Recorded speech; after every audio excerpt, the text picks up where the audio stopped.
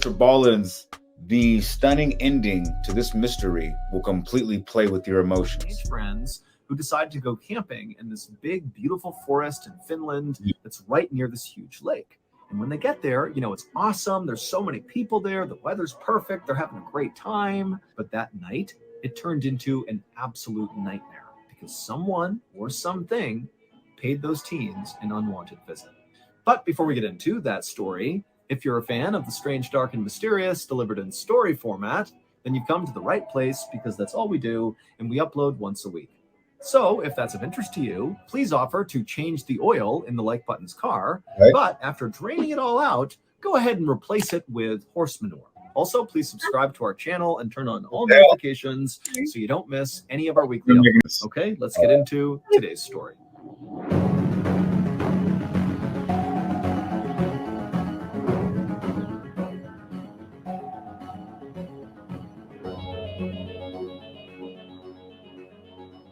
On the afternoon of June 4th, 1960, a 15-year-old girl named Mela Bjorklund climbed off the back of her boyfriend's motorcycle. Her boyfriend was an 18-year-old named Nils Gustafsson, and this couple had just driven 18 miles from the city in southern Finland where they lived to get to this beautiful forest and lake where they, along with another couple, were going to go camping. The other couple, who was still a few minutes behind them, was Nils's best friend, Seppo, and his girlfriend, whose name was Anja. As Nils parked his motorcycle, Mela looked out over the lake, and she saw it was totally beautiful. The forest completely wrapped around the lake, and there were all these people out on the lake boating and swimming and having a great time. But despite all these people here, to Mela, it still kind of felt very quiet and peaceful. This didn't feel like a big touristy destination. It really felt like they were out in the wild. And for Mela, who loved the outdoors, this felt like a great spot to celebrate her 16th birthday, because that's actually why the couples were out camping. Mela was turning 16 in a couple of days, and so this was going to be her party. Just then, Mela heard another motorcycle approaching, and she turned around and she saw it was the other couple. It was Seppo who was driving, and Anja was right behind him. And Seppo, he looked up and saw Mela looking at him, and he grinned and braked hard with his motorcycle and kind of swung the back wheel out like he was in an action movie. Mela thought it was totally funny, and she started laughing. And that's when Nils turned around and he saw. So we out here, we call it skirt. Like, sometimes you just pull the skirt.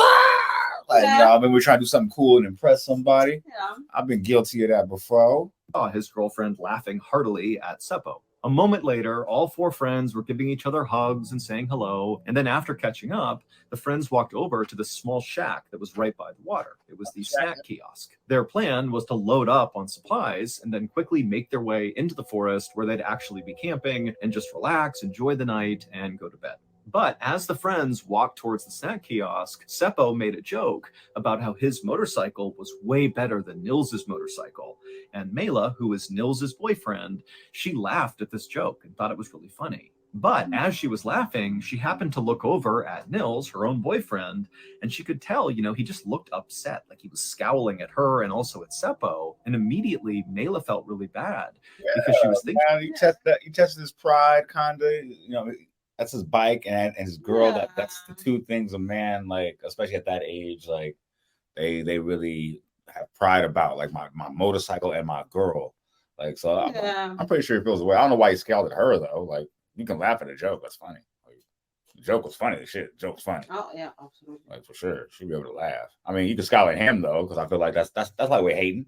It's like we're hating. But I just race him. I agree. I agree. Pulling at her and also at Seppo, and immediately Mela felt really bad because she was thinking, maybe Nils thinks I'm flirting with Seppo by laughing at all of his jokes. And so Mela really did not want Nils to think anything was going on with her and Seppo because there was nothing going on. But when Mela looked over at Nils again to kind of confirm that he really did look mad, he didn't look mad. He was smiling and laughing again. And so Mela told herself, she must have just imagined that Nils was never upset. It was all in her head. So Mela reached over and grabbed Nils's hand, and the two couples walked the rest of the way over to the kiosk.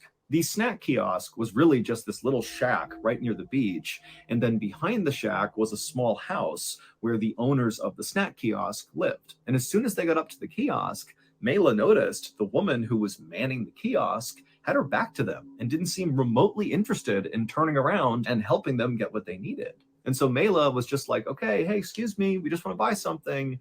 And the woman at this point, she whipped her head around and she looked at Mela really angrily and just said, what do you want? And Mela, who was totally taken aback by this, she kind of mumbled an apology, not really even sure if she did something wrong or not. And then she asked the woman if they could just get a couple of beers and sodas and send her away. Yeah. And as this is happening, Seppo and Anja, who were right behind Mela, I ain't gonna lie. Is it too soon for him to start laughing at her? Like what is like what do you want? He just started laughing like her, like oh, it's too soon. Yeah. Oh, okay. Just asking. Yeah. Just checking. On their way.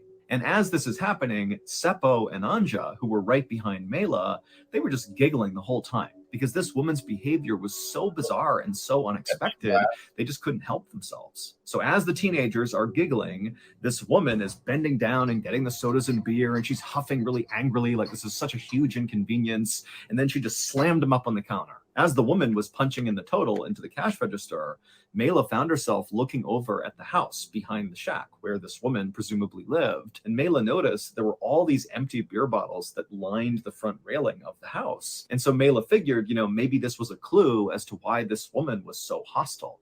Any household that produced that many empty beer cans likely was not a very happy place to live. And so finally... Or they could just be the empty cans from the customers, right? I mean, they're buying beer cans and shit, beer bottles. Yeah, it's an actual I know, like, maybe they just don't throw away their trash good enough. Like, I don't know. I just thought maybe I don't know. I don't know. Didn't seem. I don't know what to say. Like, it's weird, but oh well, at least Emma, whatever her name is, ain't trying to be what's the word, judgmental. She was like, oh, okay. True.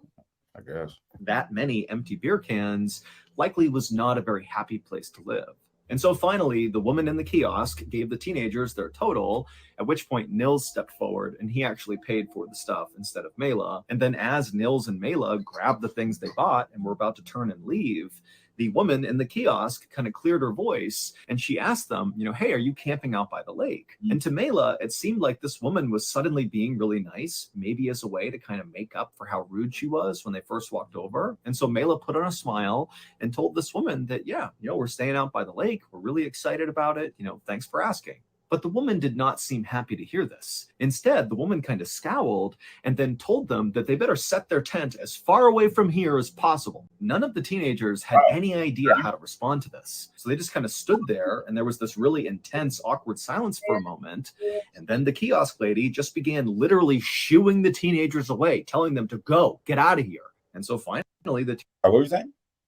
I mean, probably the lady, she was just tired about every night hearing music, loud stuff, So she decided to be a probably kids that were going there, leaving bottles around. That's why it was so much trash, she has to clean. Hence all those empty bottles. Yeah. Okay. So she's just upset, Yeah. Or maybe she's just mean. Or there is something behind. Yeah, there's always something behind, to be honest. But let's find out. Teenagers did turn around and started walking, but after walking pretty far away from the kiosk, they heard the kiosk woman yell out at them one more time. She basically yelled at them that her and her family had already had lots of trouble with wild teenagers in the past camping out around this lake. And so now she and her husband were totally sick of it. And so after the kiosk lady yelled out this final comment, Seppo and Nils and Anja, they just started laughing because it just seemed so absurd how disrespectful and awful this woman was being, to the point where it was comical. Have you ever done that? Mela, she didn't think it was funny. Have you ever done, I've done that like a few times where like somebody was just super rude to you and you were just like, just so shocked. Well, actually in my case, it happened to me. Somebody was just so blatantly racist and like it was just so shocking. I was just like, wow, that's crazy. Like it was so like blatant and so like rude. Like you just start laughing. Like you're like, yo, I can't believe this is happening. This is crazy. Like I've been in that situation, so I understand it. Like, yeah. Like, I mean, especially when it's like I said, so blatant and just like out of nowhere when you did, when you haven't done anything wrong or anything like that. And you're just like, what the fuck? It's like, Like, this is crazy. All right, whatever. Have a good day. Like those. Some of those times, you're like, I can't care about this. It's like not even that serious at all. No. For real. No. This woman was being, to the point where it was comical. But Mela, she didn't think it was funny. She seemed mean and very angry, and it totally freaked Mela out. But just a couple of minutes later, the teens were back at their motorcycles, and Nils and Mela hopped on one, and Seppo and Anja hopped on the other, and then they began driving down this wooded path that would take them to their campsite. The ride to their campsite was a very short one, and where they were positioned was on this piece of land that sort of jutted out onto the lake. It was very heavily forested, and so it's this amazing view of the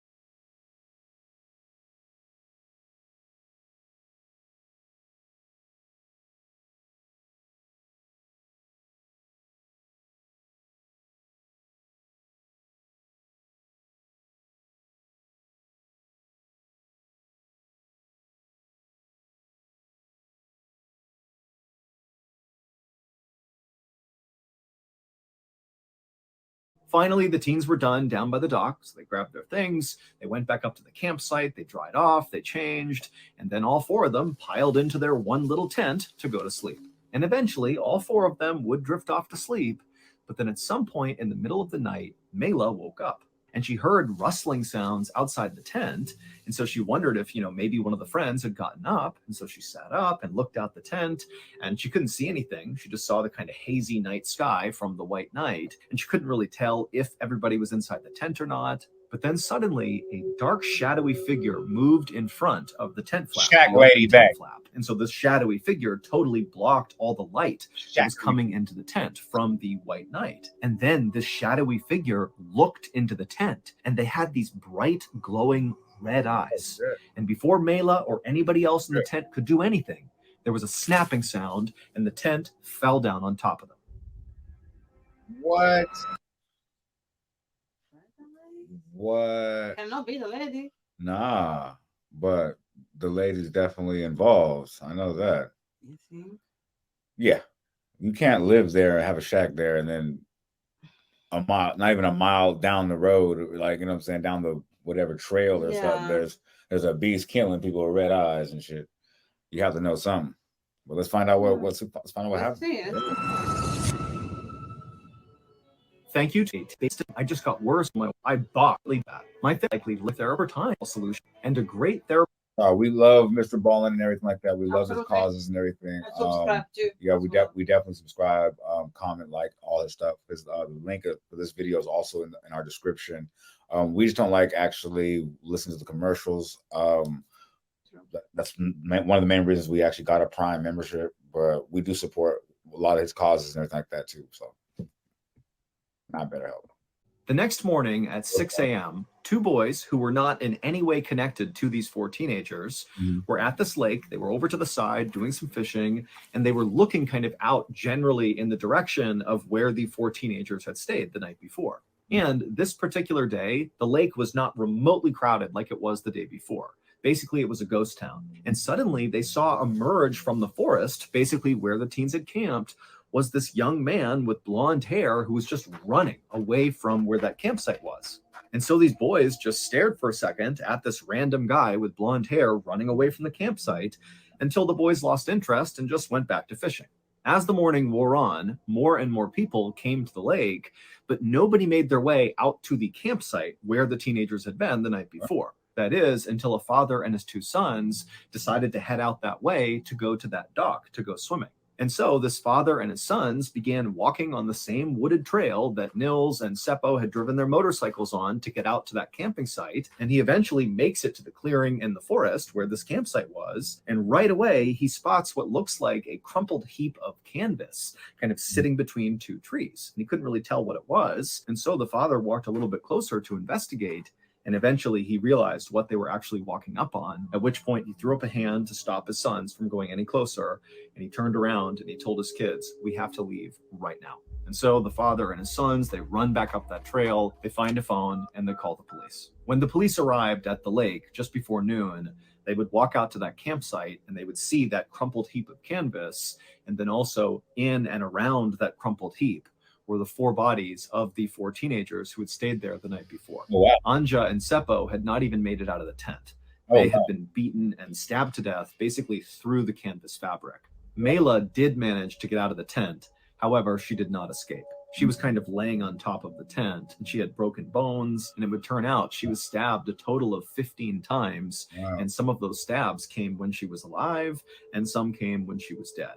And then laying next to her was the body of her boyfriend Nils, and he was basically unrecognizable. His head had been beaten to a pulp.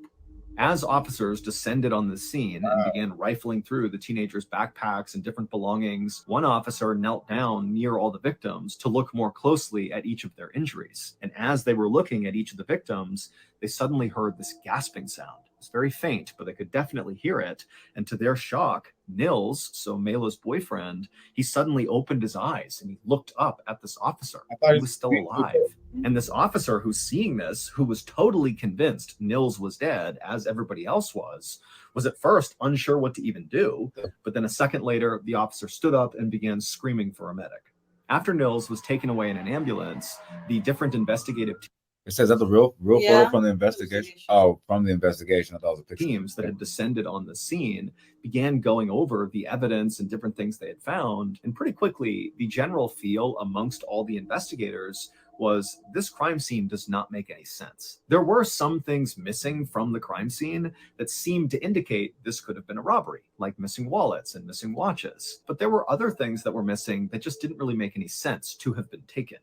Like, for example, the two motorcycles that the boys drove in, they were still there, parked up against the tree, but their keys were gone. So why steal the keys and not take the motorcycles? And then also, Nils's prized leather jacket and his shoes were also missing. These were not particularly valuable. And they said Nils didn't have any critical injuries. I thought Nils was the one who had his head smashed in. Yeah. I don't know, gang. You might be wrong on this one. Think you wrong, fam. I don't know.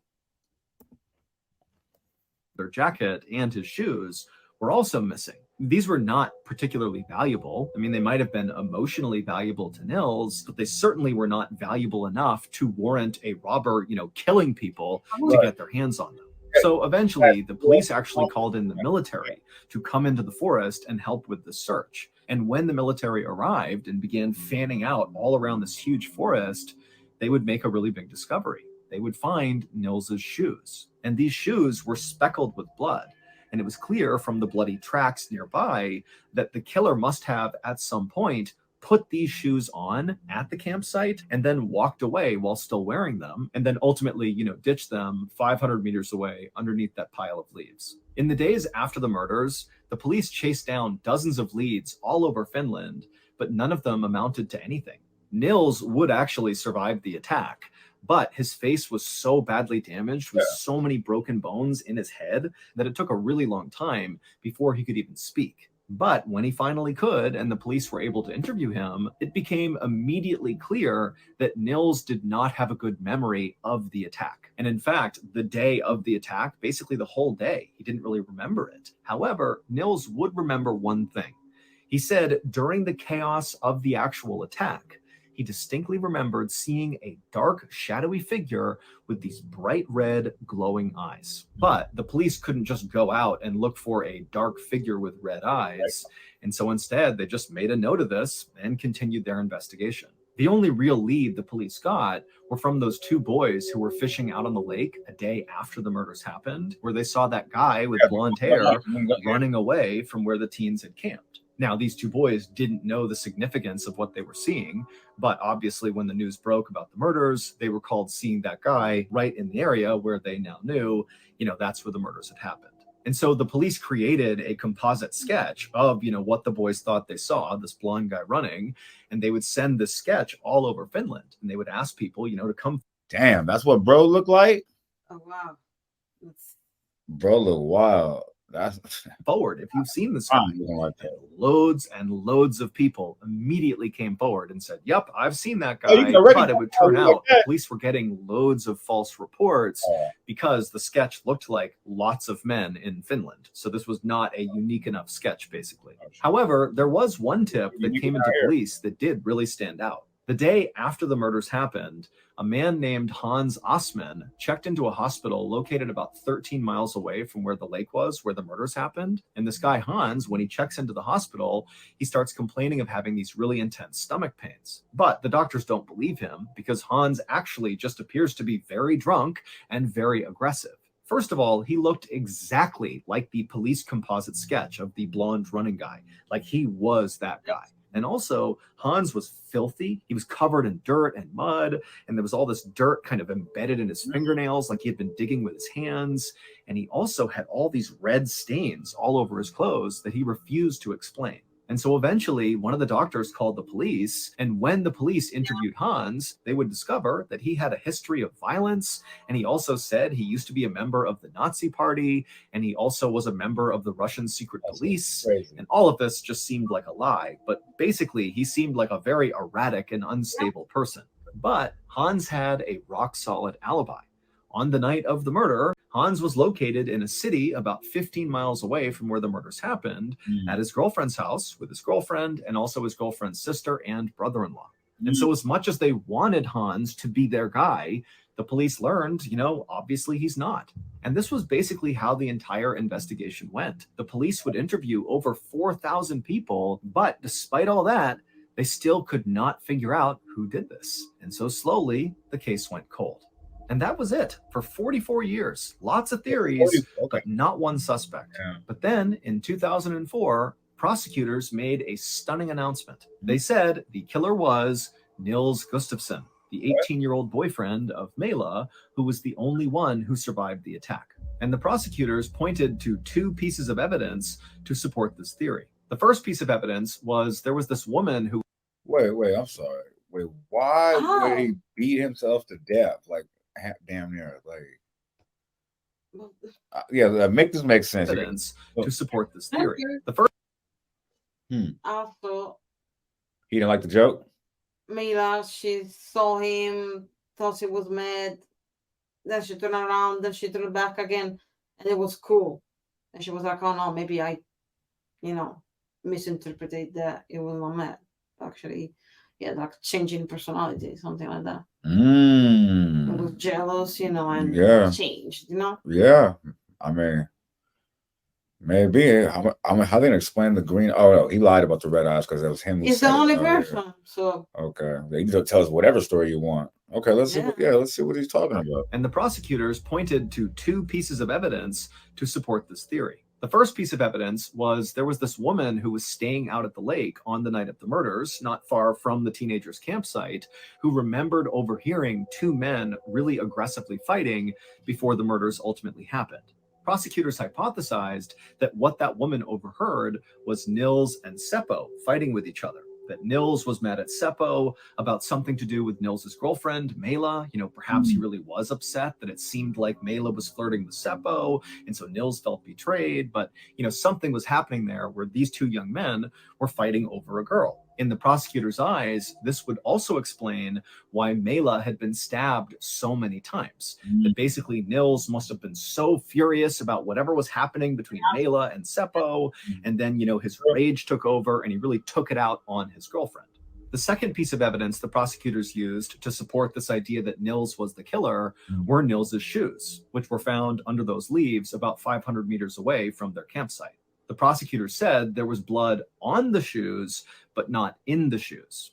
And none of the blood that were on these shoes belonged to Nils. And so prosecutors say that shows Nils murdered his friends while wearing his shoes, and then, ran away from the campsite and ditched those shoes to hide them, underneath those leaves. And then he came back to the campsite and inflicted those horrible injuries on himself to make it seem like he also had been attacked. So in the end, Nils, 44 years after the fact, got arrested for these murders. And at the time he was arrested, Nils was 62 years old. He was working as a bus driver, and he was married with kids. But at Nils's trial, he absolutely maintained his innocence and did not waver from his story one bit. He basically said, look, I can't remember all the details of that day. I don't remember the attack very well. I don't really know what we did leading up to it, what happened after it. But what I do remember is I saw a dark, shadowy figure with glowing red eyes. That's all I remember. And the jury completely believed him, and he was easily acquitted. And in the end, Finland would even give him a huge monetary settlement for his mental suffering. Today, people tell lots of stories about these murders. I mean, the lake itself where this happened, Lake Bodom, is now completely famous for these murders. People go there just to be in the same place where these teens were killed. That's weird. But a lot of the stories that circulate about these murders are so far-fetched that they just do not seem believable, like suggesting that the campsite was cursed and that, the ghosts of murdered campers attacked the teens. It just does not seem like a viable theory. Other stories that circulate are really intriguing, but they don't really... I guess nothing. She just heard the fighting before the... No, but she was not even the person who heard that. It was another lady. Oh, then... I don't know. This seems... It don't seem like... Oh, they said they made a movie about this. Oh, I didn't know that. Oh, yeah. Game said they made a movie about this. We're going to have to check that out, actually. Definitely. Yeah, right after this story, we're going to check that out. Would get you anywhere. Like periodically there's this photo that will circulate on the internet, and it's a picture of the crowd at one of the teens' funerals. And in the middle of this crowd is this guy whose face looks identical to that composite sketch of the running blonde man. And in fact, people have come out and said he looks exactly like that guy, Hans Osman, who had shown up in the hospital, the day after the murders with the dirt and what looked like blood all over him, but he had that alibi.